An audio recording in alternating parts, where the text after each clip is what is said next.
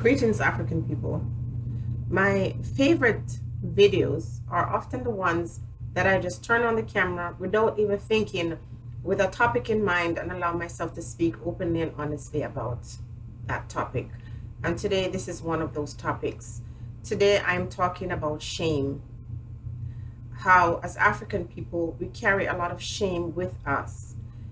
We wear this shame like a badge.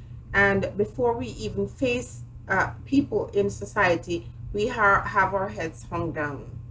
And it's time for us to start walking upright with our shoulders up, because we have nothing to be ashamed of. Because anything that you've done in your past that you carry this shameful badge and show to everybody is nothing that's new. You're not the only person who's ever done that. If you used to be a thief and you have changed your life, you don't have to be ashamed of that. If you used to be what individuals refer to as whore and you're not doing that anymore, you have nothing to be ashamed of. So we carry so much shame with us. We are ashamed of our black skin. We're ashamed of our black hair. We are ashamed of our poverty, a poverty that is produced into our lives because of what others have done to us. As African people, we have nothing to be ashamed of because we work harder than everyone else, though we have very little to show for it. Our history is so deep and so painful that the fact that we can stand up and try to overcome all of that shows that we are powerful people. We are a strong people. We are a beautiful people. We have nothing to be ashamed of. Why am I talking about this today? Let me give you another story. I was watching a video yesterday with another person who does videos online, and she was talking about her trip to Beyonce's concert. And after I watched her video, I always love the comment section because you get to see how people engage, with this individual.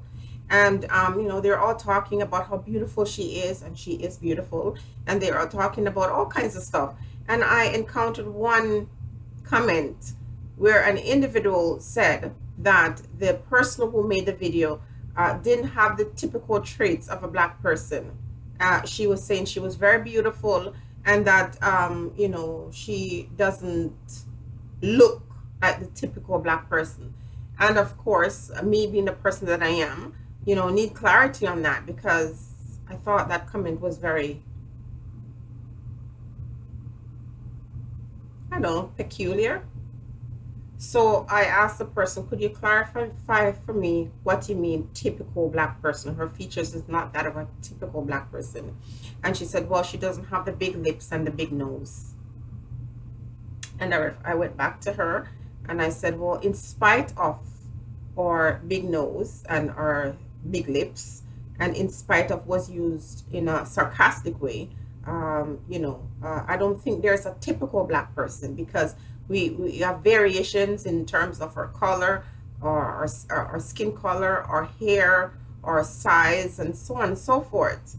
And the person referred back to me and said, oh, why you people have to be so sensitive, because you claim that you're proud of your big mouth and your big nose. And, I'm saying this and it seems to bother you. I'm paraphrasing this person. And then I didn't really speak to that person again. I said, are you black people gonna sit there and soon and moon over somebody else's life and let this one go get away with this remark? Now, that's her opinion, but the point is, I don't want to make trouble on that feed. What I wanted individuals to do is stop being so blinded by what's going on in other people's life, and be aware of how people will come around you and pretend to like you and to be part of your circle. And while they're there preying your life, and while they're there giving you accolades and praises, they're insulting you. They're trying to put you in a situation where you feel ashamed of who you are. So this person claimed to be a fan of that individual who was speaking on the video.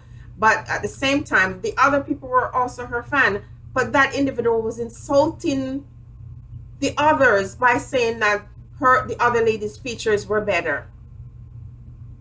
We walk around with shame, and we invite individuals to humiliate us, and we take on their prejudice onto ourselves. Also, I saw a picture that was so disturbing. It was a picture of a woman with two small children in Jamaica. And I'll find that picture and I'll put it in the link at some point. And the lady lived in a one bedroom board house. And as far as I'm concerned, that's her house. She lives somewhere, and that's what she calls home. And individuals posted it on Facebook and was mocking the lady and making fun of her. And that infuriated me. I'm thinking to myself that he or she or whoever is in charge of the universe is the one who opens and closes doors.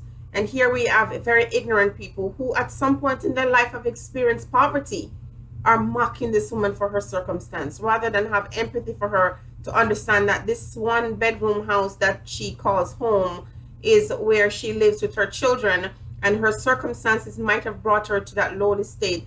But we cannot condemn her and confine her to that because we are not the one who opened doors of opportunity. That lady's life can change. Those children that they mock and scoff at, and that poor woman might one day turn around and have an experience that, baffles individuals.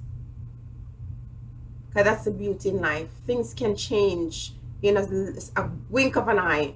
The righteous is brought to his or her knees, and he who is poor and is suffering can be elevated. But we forget that. So for that woman who feels ashamed of her situation, I am here to tell her, do not be ashamed of your circumstances.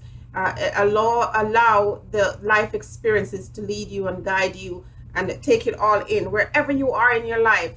If you find yourself homeless, do not be ashamed of that, because that circumstance is going to bring you to a place where you can teach from that experience.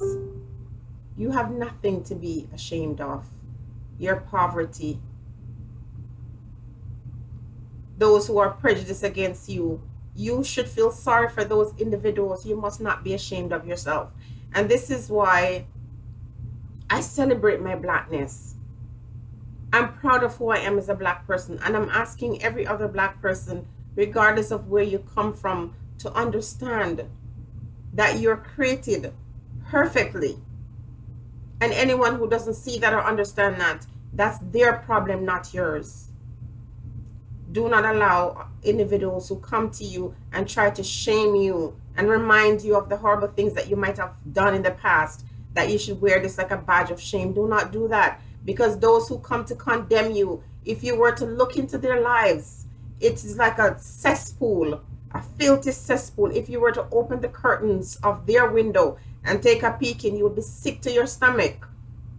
I live in a space where a woman and her husband raped other, and yes, rape. A woman was involved in raping other women, and that woman and her husband murdered young girls, and that young lady went to prison, and she's now free, and she does not wear a badge of shame. She married, remarried, and she has children, and nobody's running behind her and shaming her. Stop letting people shame you, especially individuals who have caused you destruction and hurt. Don't let those individuals shame you. You have nothing to be ashamed of. African people, we struggle with two diseases, that of guilt and shame. We are shamed. We carry shame with us. We take on the baggage and the ugly things that other people do to us, and wear it as if it's our badge to be proud of. We have got nothing to be ashamed of. So as for that lady, and I say that loosely, who says that this lady is more beautiful than the typical Black person, after I shed light on it and I asked the question, are you really going to just sit by there and not say anything? We've got to challenge individuals when they come out with their prejudice, when they come out with their diseased mind. We've got to challenge them. And some of the things that we laugh about on Facebook or YouTube, we must not laugh about it.